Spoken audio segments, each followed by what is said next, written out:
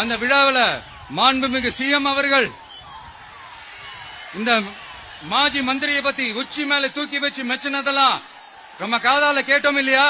இதே சிஎம் அவர்கள் இதே கரூருக்கு வந்தப்போ எதிர்கட்சியா இருந்தப்போ அந்த மாஜி மந்திரியை பத்தி என்னெல்லாம் சொன்னாரு, என்னெல்லாம் கேட்டாரு. ஐயா ஃபேக்ட் செக் நண்பர்களே, இதெல்லாம் நீங்க பெருசா ரிசர்ச் பண்ணணும்னு அவசியமே இல்ல. யூடியூப் ஓபன் பண்ணி பாருங்க, தெரிச்சிருவீங்க, மிரண்டுருவீங்க. இந்த திமுகவுக்கு இந்த மாஜி மந்திரி இப்ப என்னவா இருக்கிறாரு அப்படின்னு மக்கள் பேசிக்கிறாங்க தெரியுமா? இந்த திமுக குடும்பத்துக்கு ஊழல் பண்ற பணத்தை எல்லாம் 24x7 டெலிவரி பண்ற ஒரு ஏடிஎம் மெஷினா இருக்கிறாராம் அப்படின்னு நான் சொல்லுங்க, ஊருக்குள்ள பேசிக்கிறாங்க. சரி, இங்க ஓகே.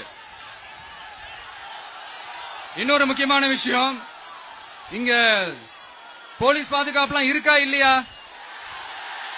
போலீஸோட கைகள்லாம் கட்டப்பட்டிருக்குன்னு நினைக்கிறேன். போலீசார் மக்கள் தான் சார் எஜமானர்கள். மக்களுக்காக மட்டும்தான் பயப்படணும், வேற யாருக்காகவும் பயப்படணும்னு அவசியமே கிடையாது. இன்னும் 6 மாசம் தான். ஆட்சி மாறும், காட்சி மாறும், அதிகாரம் கை மாறும். உண்மையான மக்களாட்சி, மனசாட்சி உள்ள மக்களாட்சி அமையும்.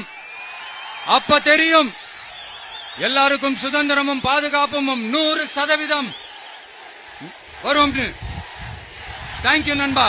கான்பிடண்டா இருங்க, நல்லதே நடக்கும், வெற்றி நிச்சயம். அஷ்மிகா 9 வயசு ஒரு பொண்ணு காணுமா? நீங்களே நம்ம தோழர்கிட்ட சொல்லி கண்டுபிடிச்சு கொடுத்துருங்க.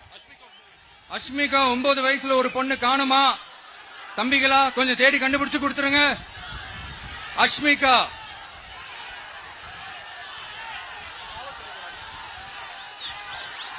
police sir, please help sir, please.